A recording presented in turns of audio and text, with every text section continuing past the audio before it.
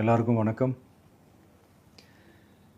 இந்திய அரசியல் சாசனம் நம்ம தமிழ்நாட்டில் இருக்கிற எல்லாருக்குமே கொடுத்துருக்கிற உரிமையில் ரொம்ப ரொம்ப முக்கியமானது ஓட்டிங் ரைட், வாக்குரிமை.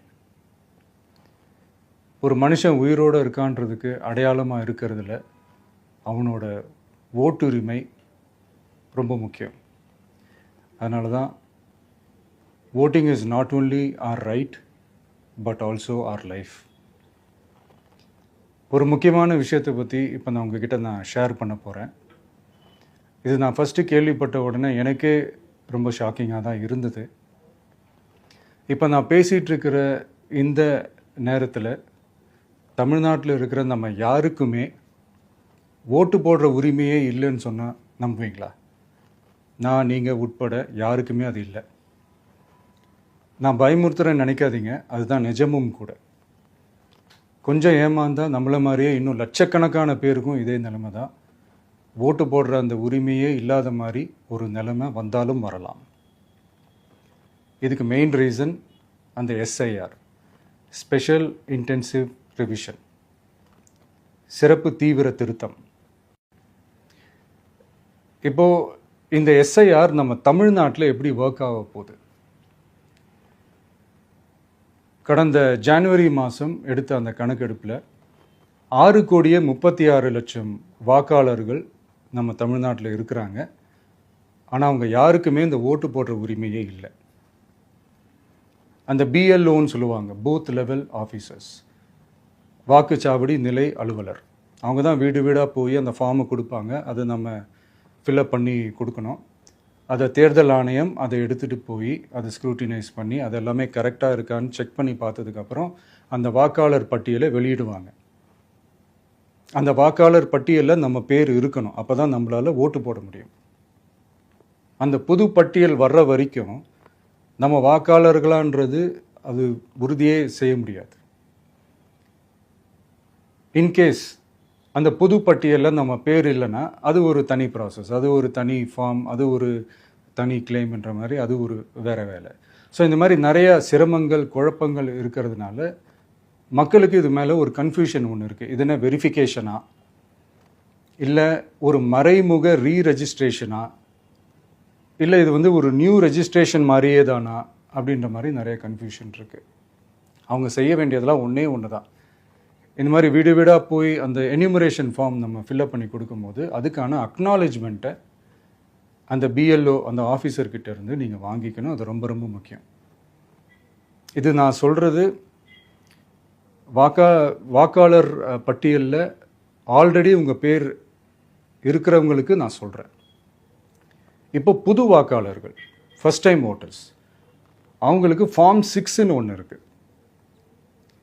அதை நீங்கள் ஃபில்அப் பண்ணி நீங்கள் உங்கள் ஏரியாவில் இருக்கிற சம்மந்தப்பட்ட அந்த உங்கள் அலுவலகத்தில் நீங்கள் டைரெக்டாகவும் சப்மிட் பண்ணலாம், இல்லை நீங்கள் ஆன்லைன்லேயும் சப்மிட் பண்ணலாம். அப்படி ஆன்லைனில் நீங்கள் சப்மிட் பண்ணிங்கன்னா அதுக்கான ஸ்க்ரீன்ஷாட்டை எடுத்து வச்சுக்கோங்க. ஃபோனில் மெசேஜ் வரும், அதை சேவ் பண்ணி வச்சுக்கோங்க.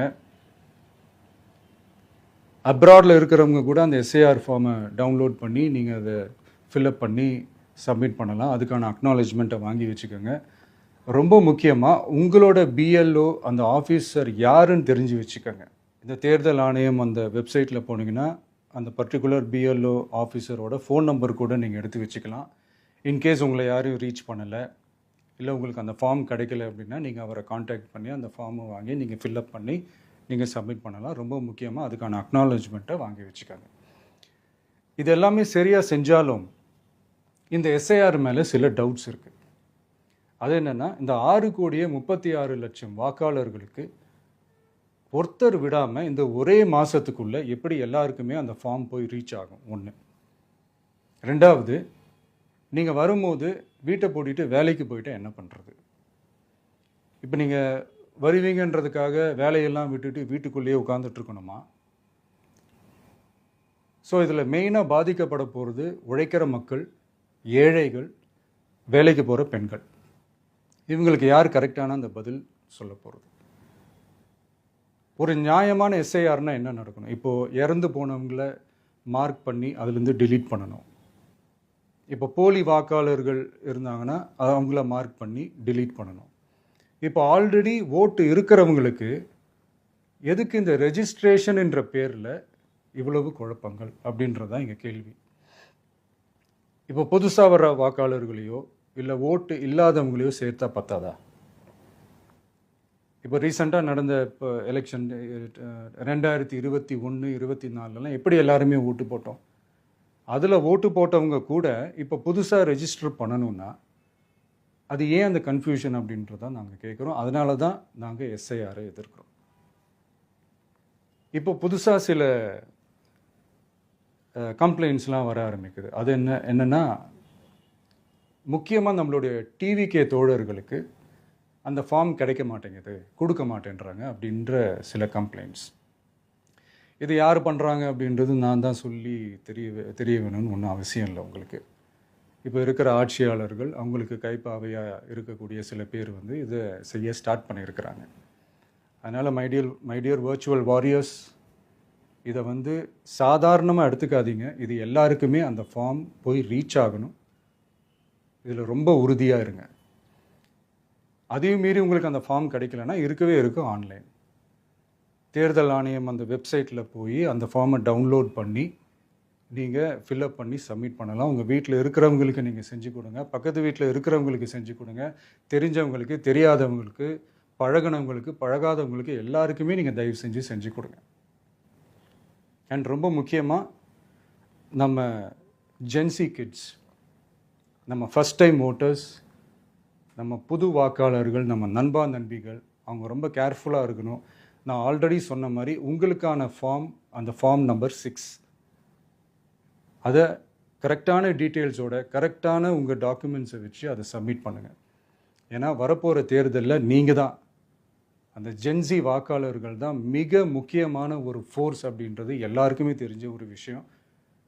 அதனால் உங்களை டிஸ்டர்ப் பண்ணுறதுக்கு, உங்கள் பேரை அதில் இன்க்ளூட் பண்ணாமல் செய்கிறதுக்கு என்னென்ன வேலைகள் செய்யணுமோ, என்னென்ன தில்லுமுள்ளு வேலைகள் செய்யணுமோ எல்லாமே அவங்க செய்வாங்க.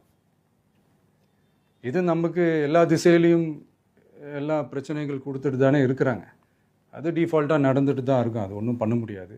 ஸோ அந்த மாதிரி ஓட்டு போடுற விஷயத்துலேயும் அவங்க என்ன உத்தரமராக மாறவா போகிறாங்க?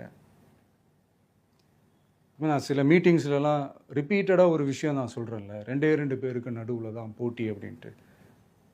அது மேடைக்கு மேடை அவங்க அதை ப்ரூவ் பண்ணிகிட்டு இருக்கிறாங்க. அதனால் தோழர்களே, வரப்போகிற தேர்தலில் நம்ம யாருன்னு காட்டணும், நம்ம பலம் என்னன்னு காட்டணும். அதுக்காக அந்த பலமான, அந்த பவர்ஃபுல்லான ஆயுதத்தை நம்ம கையில் எடுக்கணும். அந்த ஆயுதம் வேறு எதுவுமே இல்லை, ஓட்டு, வாக்கு, ஜனநாயகம்.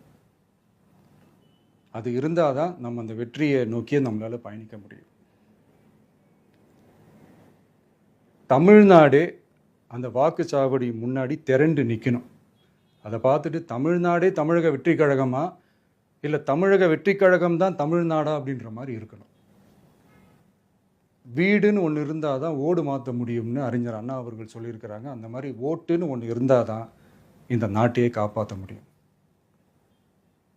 அப்புறம் இன்னொரு முக்கியமான விஷயம், அந்த எனிமரேஷன் ஃபார்ம் நீங்கள் ஆன்லைனில் நீங்கள் ஃபில்அப் பண்ணும்போது அதில் ஒரு சில ப்ராப்ளம்ஸ் வர்றதுக்கு வாய்ப்பு இருக்குது. அது உங்களுடைய ஓட்டர் ஐடியில் இருக்கிற உங்கள் பேரும், ஆதார் கார்டில் இருக்கிற பேரும், அந்த ஸ்பெல்லிங், இனிஷியல்ஸ் எல்லாமே ஒரே மாதிரி இருந்தால் தான் அது அக்செப்ட் ஆகும், இல்லைன்னா அக்செப்ட் ஆகாது.